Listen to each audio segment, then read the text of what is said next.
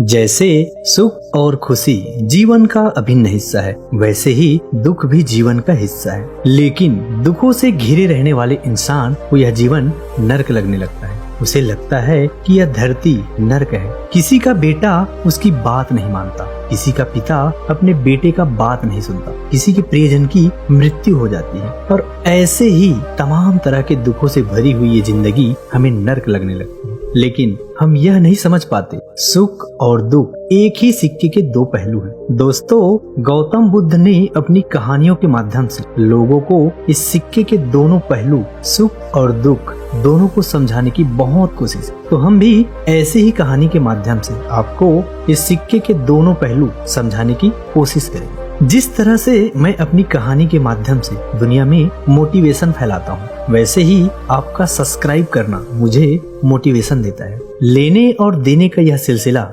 जारी रहे, इसलिए दोस्तों इस चैनल को सब्सक्राइब जरूर करें। तो चलिए कहानी शुरू करते हैं। एक बार गौतम बुद्ध एक नगर से गुजर रहे थे। रास्ते में उन्होंने एक बच्चे को देखा जो अपने घर के आंगन में खेल रहा था और उसकी माँ कुछ काम कर रही थी। तभी उस बच्चे की माँ ने बुद्ध को देखा और उन्हें प्रणाम किया और फिर कहा, आप रुकिए बुद्ध, मैं आपके लिए कुछ लेकर आती हूँ। बुद्ध ने कहा, मेरा पात्र भरा हुआ है, मैं उतना ही लेता हूँ जितना मेरे पात्र में आता है, इसलिए आज मैं कुछ नहीं ले सकता। मैं कल फिर आऊंगा तो मुझे कल दे देना। बुद्ध ने उस बच्चे के सर पर हाथ रखा और वहाँ से चले गए। अगले दिन बुद्ध फिर उसी स्त्री के पास आए। स्त्री बुद्ध को देखकर बेहद खुश हो गई और उन्हें एक पात्र में चावल भर कर देती है। बुद्ध यह स्वीकार कर लेते हैं। बुद्ध ने उस स्त्री को कुछ जड़ी बूटी दी और कहा, इसे चावल के बीच में दबा कर रखना और अपने बच्चे को इसका रस निकालकर पिलाना, इस तरह वह स्वस्थ बना रहेगा। स्त्री ने उस जड़ी बूटी को रख लिया और बुद्ध उसके बाद वहाँ से चले गए। एक महीने बाद श्रीवस्ती में बुद्ध संसार में व्याप्त पीड़ा पर उपदेश दे रहे थे। तभी उस सभा में एक स्त्री अपने बच्चे को अपने गले से लगाकर वहाँ पहुंची और बच्चे को बुद्ध के चरणों में रखकर बोली, हे बुद्ध, मौत क्या होती है, उसकी वेदना क्या होती है, यह आप मुझसे पूछो। मैं एक विधवा हूँ, मेरा पुत्र भी अब मुझे छोड़कर चला गया है, वह अब न रोता है न हंसता है। हे बुद्ध, क्या आपने मुझे नहीं पहचाना? बुद्ध ने उस बच्चे को अपनी गोद में उठाकर उस स्त्री से कहा, तुम्हारा पुत्र बहुत ही सुंदर है, मैंने तुझे कुछ जड़ी बूटियां दी थी, क्या तुमने उसे नहीं पिलाया? वह स्त्री बुद्ध के चरणों में गिरकर बोली, हे बुद्ध, मुझे माफ कर दे, वह जड़ी बूटियां मैंने फेंक दी थी, मैं आप पर विश्वास नहीं कर पाई। मुझे लगा कहीं वह जड़ी बूटियां मेरे पुत्र को हानि न पहुंचा दे।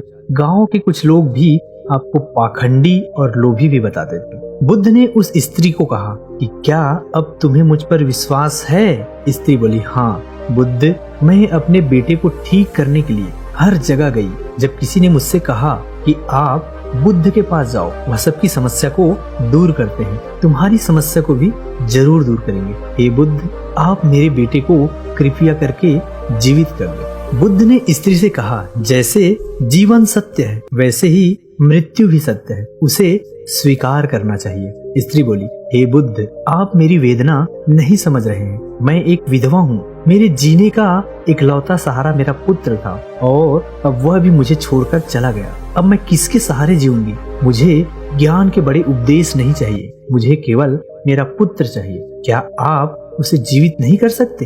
क्या आप मुझ पर रहम नहीं करेंगे? बुद्ध बोले, ठीक है, मैं तुम्हारे बेटे को जीवित कर दूंगा, लेकिन उसके लिए तुम्हें सबसे पहले मेरा एक काम करना होगा। तुम्हें जाकर किसी एक घर से एक मुट्ठी पीली सरसों की दाने लानी है। वह स्त्री कहती है, ठीक है बुद्ध, मैं अभी लेकर आती हूँ। बुद्ध ने कहा, रुको, तुम्हें यह सरसों के दाने किसी ऐसे घर से लाने हैं जहाँ आज तक कोई मृत्यु न हुई हो। वह स्त्री आंसू पोंछकर बोलती है, हे बुद्ध, मैं अभी लेकर आती हूँ। वह अपने बेटे को लेकर दौड़ती हुई गांव की तरफ जाती है। वहाँ उसने एक घर का दरवाजा खटखटाया। गृह का स्वामी बाहर आया। उस स्त्री ने उस गृह स्वामी से एक मुट्ठी पीली सरसों की दाने मांगी। उस स्वामी ने उस स्त्री को सरसों के दाने दे दिया। वह खुशी खुशी दाना लेकर जा रही थी। तभी उसे याद आया कि बुद्ध ने ऐसे घर से दाने लाने को कहा था जहाँ किसी की भी मृत्यु न हुई हो। स्त्री ने गृह स्वामी से पूछा, क्या तुम्हारे घर में किसी की मृत्यु हुई है? स्वामी ने कहा, हाँ, कुछ दिन पहले मेरे पिता की मृत्यु हुई थी। स्त्री ने दाने स्वामी को वापस कर दिया। किसी दूसरे घर पर जाने का फैसला किया। दूसरे घर जाकर फिर से उस स्त्री ने सरसों के दाने मांगे और पूछा कि क्या तुम्हारे घर में किसी की मृत्यु हुई है? आदमी ने कहा कि हाँ, आज से 10 साल पहले मेरा पूरा परिवार पहाड़ में बह गया था। केवल मैं अकेला जीवित रह गया और मैं अकेले अपनी जिंदगी का बोझ उठा रहा हूँ। उस स्त्री ने सोचा कि ऐसा घर कहाँ पर मिलेगा जहाँ पर किसी की भी मृत्यु ना हुई हो, लेकिन फिर भी उसने कोशिश जारी रखी, हार नहीं मानी। पूरे दिन सुबह से शाम तक पूरे गांव में घूमती रही, लेकिन उसे कोई भी ऐसा घर नहीं मिला जहाँ किसी की मृत्यु ना हुई हो। स्त्री रोते रोते अपने बेटे को गले से लगाकर बुद्ध के पास जा रही थी। तभी उसे रास्ते में एक शमशान घाट दिखा। उसने वहां जाकर अपने बेटे के लिए गड्ढा खोदना शुरू कर दिया। वह गड्ढा खोदते जा रही थी और रोते जा रही थी। उसके बाद उसने काफी देर तक अपने बेटे को निहारा और उसका माथा चूमते हुए उसने फिर उसी गड्ढे में अपने बेटे को दफन कर दिया और अपने आंसू पोंछकर बुद्ध के पास आई। बुद्ध उसी सभा में स्त्री का इंतजार कर रहे थे। स्त्री बुद्ध के चरणों में गिरकर रोने लगी। उसके आंसू रुकने का नाम नहीं ले रहे थे, वह बस रोते जा रही थी। जिसे जीवन मिला है उसे मृत्यु भी अवश्य मिलेगी, चाहे राजा हो या रंक हो, युवा हो या कोई वृद्ध, मृत्यु सभी को आनी है। वह स्त्री बुद्ध से बोली, आप सच कहते हैं।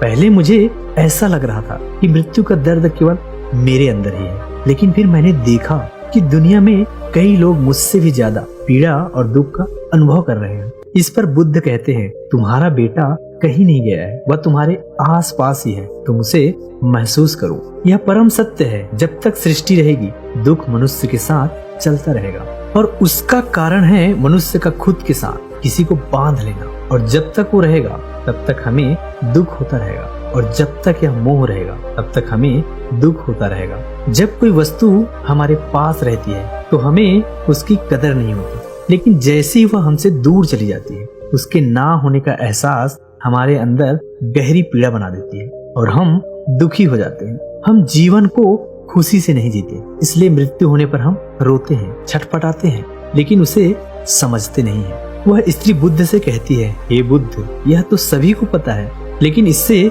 मुक्ति कैसे पाए?